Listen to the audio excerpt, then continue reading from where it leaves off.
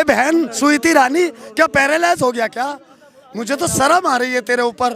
तू हर चौक चौराहे पे लेट जाती थी, हर चौक चौराहे पे लेट जाती थी तू सिलेंडर लेके, और बेटी की कोई बात होती थी हर चौक चौराहे पे लेट जाती थी तू, है?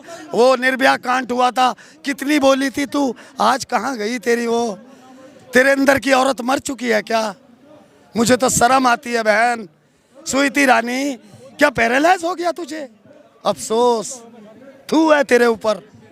ये बेटी के दुश्मन हैं, इनके किसी के बेटी भी नहीं है, ना योगी के बेटी है ना मोदी के बेटी है। ये बेटी का दुख क्या जानेंगे? बेटी का दुख वो जानेगा जिसके बेटी होती है।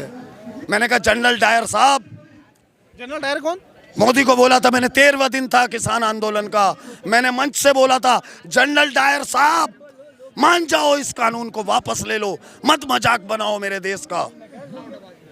लेकिन अफसोस देखो, जालिम सरकार 13 महीने के बाद 750 किसानों को खाने के बाद, जूत पत्रम खाने के बाद फिर वापस लिया, फिर माफी मांगी।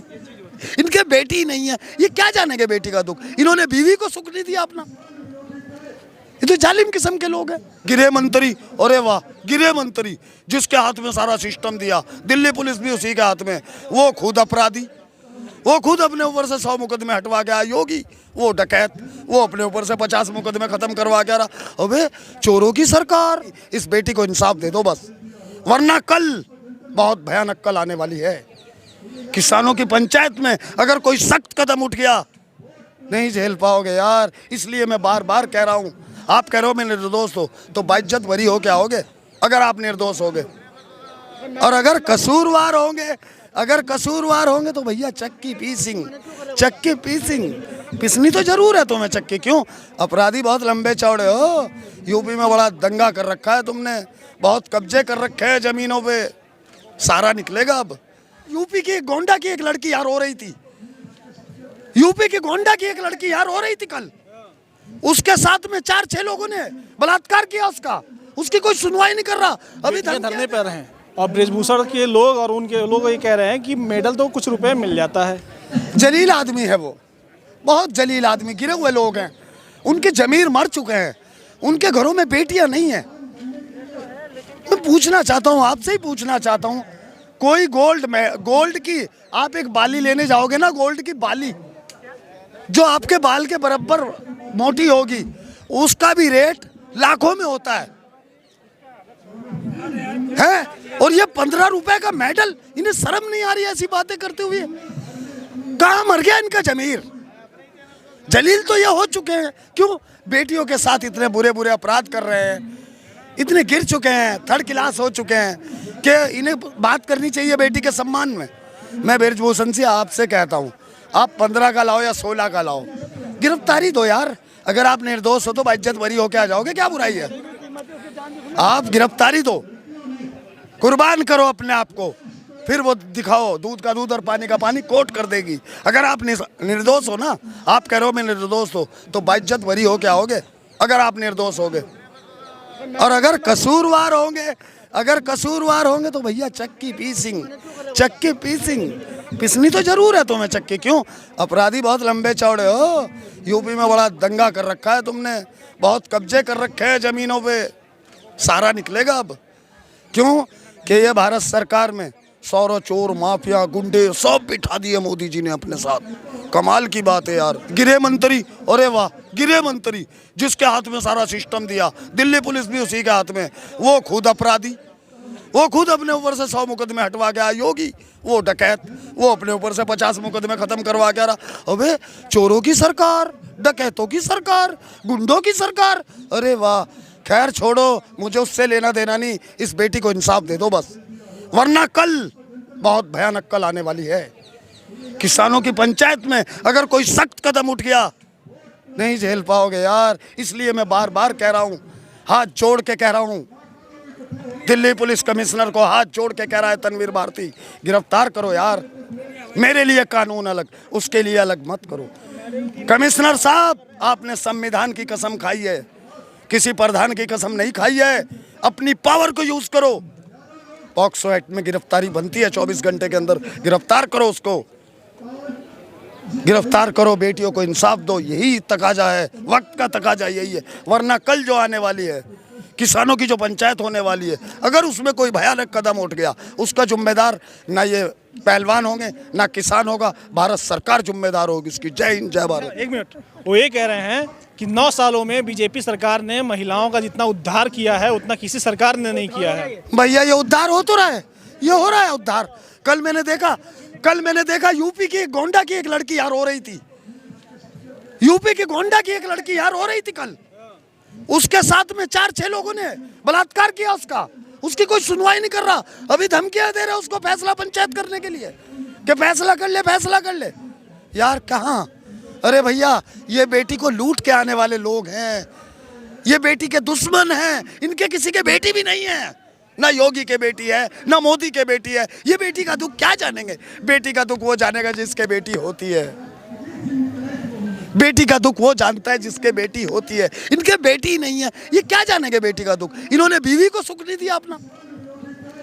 ये तो जालिम किस्म के लोग हैं, ये हैं वो सत्ता के भोगी, बस लालची। सत्ता दे दो। इन्हें चलाना भी नहीं आता राज। अगर इन्हें राज चलाना आता तो क्या किसान 13 महीने बैठता बॉर्डरों पे? बैठता कहीं नहीं, 13 दिन में निमट जाता वो मामला।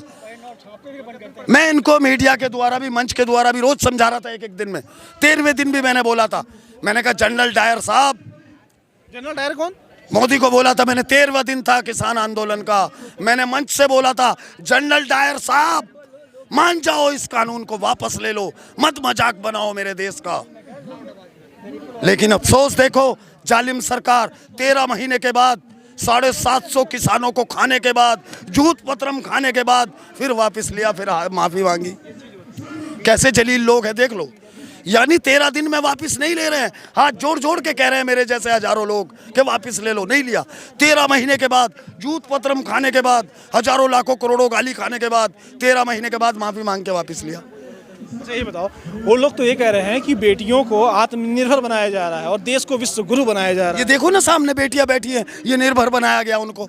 देखो ये बेटियों के लिए बनाया, बस ये कुछ बेटियों को बना रहे हैं जिनने उनकी सत्ता में बनाने में सहायता की है। उनको वो सुईती रानी पता नहीं क्या लकवा हो गया क्या उसको? ए बहन सुईती रानी क्या पैरालाइज हो गया क्या? मुझे तो शर्म आ रही है तेरे ऊपर। तू हर चौक चौराहे पे लेट जाती थी, हर चौक चौराहे पे लेट जाती थी तू सिलेंडर लेके, और बेटी की कोई बात होती थी हर चौक चौराहे पे लेट जाती थी तू, है? वो निर्भया कांड हुआ था, कितनी बोली थी तू, आज कहाँ गई तेरी वो? तेरे अंदर की औरत मर चुकी है क्या? मुझे तो शर्म आती है बहन। सुईती रानी क्या पैरालाइज हो गया तुझे? अफसोस तू है तेरे ऊपर कि आज तू बेटी के नाम पे बोल भी नहीं रही है? सत्ता का इतना लालच, तो नालत तेरे पे। तू कैसी महिला हो के तू बेटी के सम्मान में 2 बोल नहीं बोल रही है? बुरी बात है ये, बहुत बुरी बात है। मान जाओ बात को, गिरफ्तार कर लो इसको, वरना कल आने वाला बहुत भयानक होगा। क्यों? किसानों की कल पंचायत होने वाली है, पता नहीं पंचायत में क्या पास हो जाए। अगर उनको दिमाग में बैठ गई ना कि पार्लियामेंट घेरनी, भैया ये तो किसान बावले होते हैं, ये पार्लियामेंट भी घेर लेंगे, पहले भी घेर चुके हैं। याद है ना महेंद्र सिंह डकैत का मामला? मुझे तो याद है, शायद इस सरकार को याद ना हो, मैं याद दिला दे रहा हूँ। बोर्ड क्लब पे बहुत खतरनाक गोलियां चली थी। मान जाओ बात को, मत ऐसी नौबत आने दो।